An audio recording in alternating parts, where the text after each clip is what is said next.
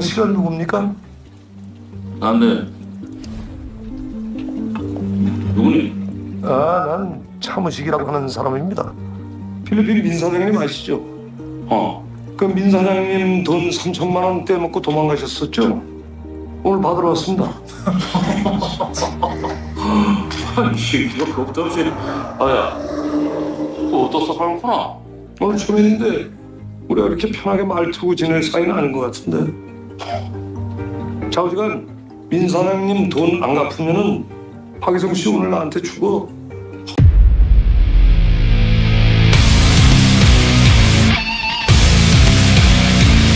해보면서 얻어낸 결론은 결국에는 돈은 사람이 준다라는 거예요.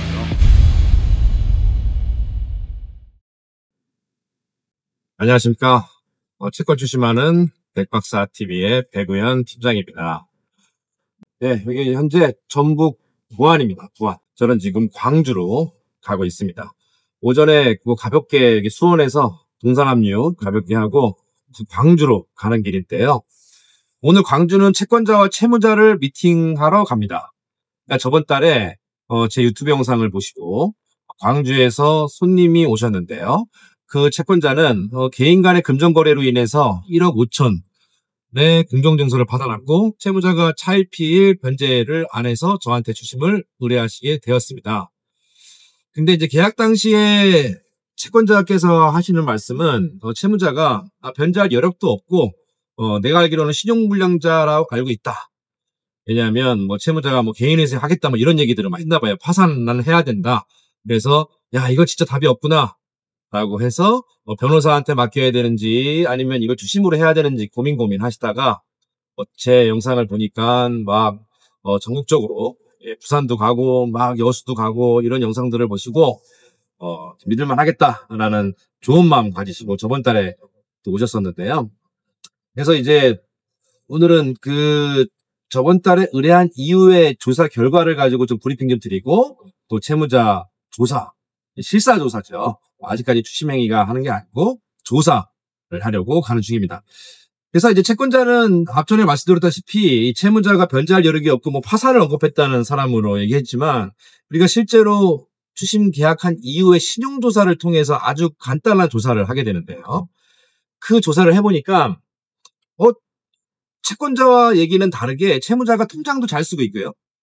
신용카드도 잘 쓰고 은행 대출도 따박따박 매월 연체 없이 잘 갖고 있는 거예요.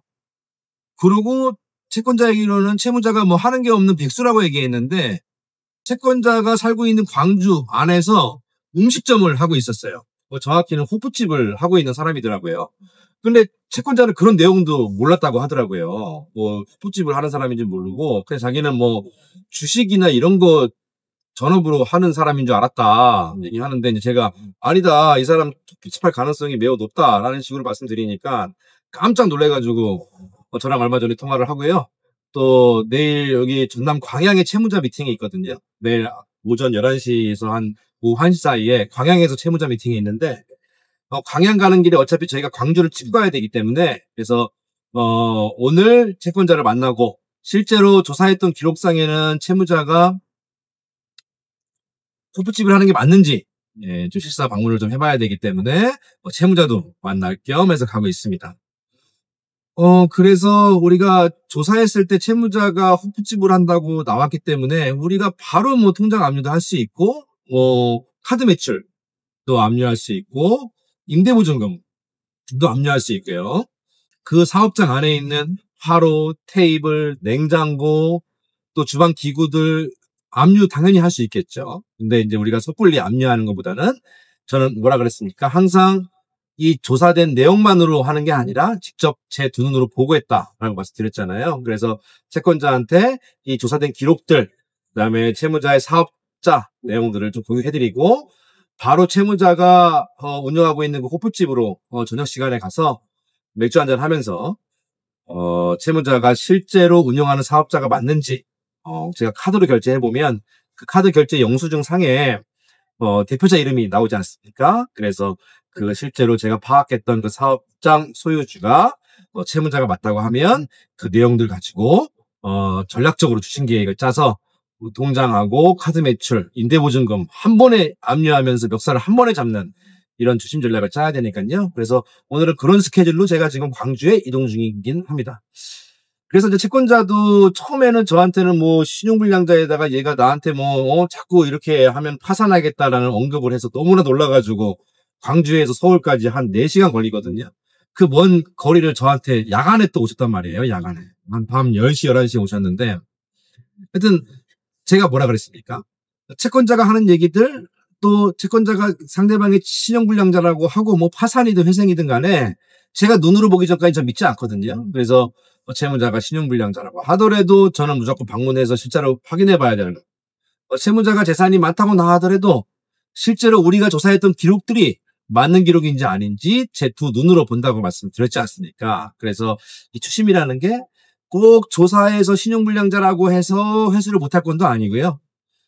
또 재산이 있다고 해서 우리가 직접 눈으로 확인해 보기 전까지는 모른다. 그래서 체크를 여러 차례 해야 되겠죠. 첫 번째 체크는 채권자 입에서 나오는 팩트 체크 1번. 두 번째는 우리가 추심계약한 이후에 데이터로 나오는 신용조사로서의 체크, 이 두 번째 체크. 그래서 세 번째는 마지막으로 제가 이렇게 서울에서 광주까지 이동하면서 광주 현장에서 사업장에 가서 맥주를 마시든 해서 카드 영수증상에 나오는 그 사업자가 실제로 채무자가 운영하는 사업자인지 체크. 총 이렇게 3번의 체크를 통해서 하고요. 그 이후에는 집행하는 또 과정 속에서 또 집행을 하면서 체크하게 되기 때문에 여러 가지를 통해서 계속적으로 채무자를 모니터링하는 것 또한 추심 활동의 일환이다라고 보시면 됩니다. 그래서 채권자 말을 뭐 제가 안 믿는 건 아니지만 제가 직접 눈으로 보고 발로 뛰어서 확인을 하고 있다 이렇게 보시면 됩니다. 만약에 채권자께서 채무자가 파산이라는 말을 언급했다고 해서 변호사한테 채권을 의뢰했다 그러면 어떤 상황이 발생했을까요? 변호사는 100% 이렇게 이야기할 겁니다. 채무자가 파산한다고 언급했으니까 사람 이거 저한테 맡겨주십시오. 그러면 제가 형사고소해서 빠르게 형사합의금을 받아내겠습니다. 채무자는 형사고소를 압박해야 하지만 변제를 빨리 할 겁니다. 라고 얘기를 했을 거예요. 근데 저 같은 경우는 분명히 변호사가 그렇게 얘기할 거라는 건 뻔히 알고 있었죠. 왜냐하면 변호사의 주수입원은 형사 고소를 하게 의뢰인한테 만들어서 형사의 고소에 대한 선임료를 받는 게 목적이기 때문에 저는 회수를 해야지만 수익이 생기지만 변호사는 돈을 회수하건 그 사람이 깜빵 가건 우선 선임만 해도 수수료가 생기는 게 수입이 생기기 때문에 저랑 컨셉이 좀 다릅니다. 그래서 이 돈을 받는 일은 형사 고소한다고 능사가 아니고요. 진짜로 돈을 어떻게 해야지만 빨리 받을 수 있는지 좀 면밀하게 검토를 해야 되기 때문에 변호사가 형사고소한다고 형사고소하면 어떤 일이 생깁니까? 경찰서에서 고소인 진술해야 되겠죠? 그 이후에 경찰관이 채무자한테 연락할 거 아닙니까? 뭐 사기죄를 고소당했으니까 경찰이 나오세요라고 하면 채무자가 뭐 하겠습니까? 조사를 안 했으니까 이 사람이 호프집을 했는지 안 했는지도 모르고 있었겠죠? 그렇기 때문에 호프집을 다른 사람 명의로 넘긴다든가 왜냐하면 형사로 들어왔다는 거는 민사라도 곧 집행이 될 가능성이 많다는 거를 본인이 인지했을 거 아닙니까? 그렇게 됐다고 했다 그러면 타이밍이 질질 끌려버리게 돼버리는 거고 그렇다고 해서 형사고소한다고 해서 그 사람이 100% 사기꾼인 걸 우리가 입증할 수 있느냐? 그것도 아니거든요. 그렇기 때문에 우리는 그 사람을 꽝꽝해 보내고 괴롭히는 것보다 채무자가 어떠한 추심 행위를 가장 부담스러워하는지 사전에 면밀하게 검토하고 컨셉 짜서 한 번에 채무자 멱살을 잡아서 돈을 한 번에 끌어오는 것이 목적이다 라고 보시면 됩니다. 그래서 오늘 이렇게 광주에 가는 사건들도 보면 보통 채권자분들 저희 쪽에 의뢰되는 채권들은 대부분 채무자가 연락도 안 받고 변제할 여력도 없고 자기 말고 다른 채권자도 많은 것 같고 주변 소문 들어보면 완전히 개판이고 하지만 그렇다고 해서 너무 실망할 필요가 없다는 얘기입니다. 추심이라는 건 한번 까봐야 되는 거고요. 이 까본다는 말은 조사를 해봐야 된다는 말하고 똑같죠. 조사를 해봐야 하는 거고 조사했을 때 상황이 안 좋다고 하더라도 제가 실제로 채무자를 방문하고 만나는 과정 속에서 채무자의 변제 의지를 분명히 바꿀 수 있는 타이밍은 온다라고 제가 말씀드렸지 않습니까? 저한테 의뢰되는 채권의 대부분은 신용불량자고 변제할 여력이 없는 무자력자지만 저는 지금도 잘 먹고 잘 살고 있다는 것이 제가 신용불량자를 상대로 해서도 돈을 받아낼 수 있다는 증거이기도 해요. 그죠? 제가 신용불량자가 아니고 재산이 많은 사람들이 저한테 과연 추심이 의뢰가 될까요? 그렇지 않습니다. 재산이 있거나 직장이 온전한 사람인데 저한테 채권 의뢰되는 경우는 단 한 건도 없습니다. 대부분 채권자께서도 욕도 해보고 찾아가보고 법진행도 하다 안 되니까 저한테 오는 거거든요. 그러니까 채무자 상황이 안 좋다 그래서 너무 실망하지 마시고요. 채권 추심 전문가와의 상담부터가 채권 추심의 시작이라고 제가 말씀드렸지 않습니까? 너무 실망하지 마시고 채권이 발생했을 때 그때 전문가하고 꼭 상담하셔서 내 채권은 변호사한테 형사고소를 해야 되는 건지 아니면 저처럼 추심을 전문적으로 하는 사람한테 맡겨야 되는 건지 아니면 나 혼자 해도 되는 일인 건지 꼭 상담 받아보십시오. 제가 영상에도 말씀드렸다시피 어제도 저한테 상담이 와서 2명이나 그냥 제가 돌려보냈거든요. 왜냐하면 충분히 제가 추심하지 않더라도 간단한 법조치만으로도 추심할 수 있던 건이었단 말이에요. 근데 그거를 제가 돈 벌어먹겠자고 채권자한테 달콤한 말로 유혹해서 저한테 꼭 맡겨주세요 라는 식으로 했다가는 채권자 바보 아닙니다. 이렇게 쉽게 해소되는 채권은 저한테 수수료 정산을 기분 좋게 해주고 싶겠습니까? 저는 채권 추심을 해서 채권자가 못하는 일을 대신해서 회수를 해오고요. 그 이후에 채권자랑 만나서 호프도 한잔하고 서로 악수도 한번 하면서 밥도 한번 먹으면서 백 팀장님 참 수고 많았습니다. 이렇게 회수하는 거를 좋아하는 사람이지 저는 이렇게 뭐 쉽게 회수되는 건 당연히 좋죠. 회수되면 좋지만 제가 유튜브 영상에 제 얼굴을 내놓고 또 EBS 방송에 출연하면서 제 얼굴을 내놓고 약속드릴 수 있다는 거는 채권자가 혼자 할 수 있는 일이면 절대 제가 추심계약하지 않고 저는 이렇게 무조건 방문한다. 오늘은 광주 갔다가도 내일은 아침에 또 광양 가야 되고요. 또 순천도 가야 되고 이렇게 하는데 이렇게 저는 앉아서 일하는 사람이 아니라 끊임없이 한 달에 20일은 이렇게 밖에 나간다라고 생각하시면 되니까요. 하여튼 궁금한 사항이 있으면 언제든지 편하게 전화 주시면 됩니다. 하여튼 오늘도 남은 시간 잘 보내시고요. 명절이 코앞으로 다가왔습니다. 올해 추석 명절은 한 열흘 동안 매우 긴데요. 추석 명절 가기 전에 내가 못 받은 돈 정리 한번 해보자 라는 이런 좋은 마음으로 편하게 연락 주시면 제가 아는 범위 내에서는 친절하게 설명드리고요.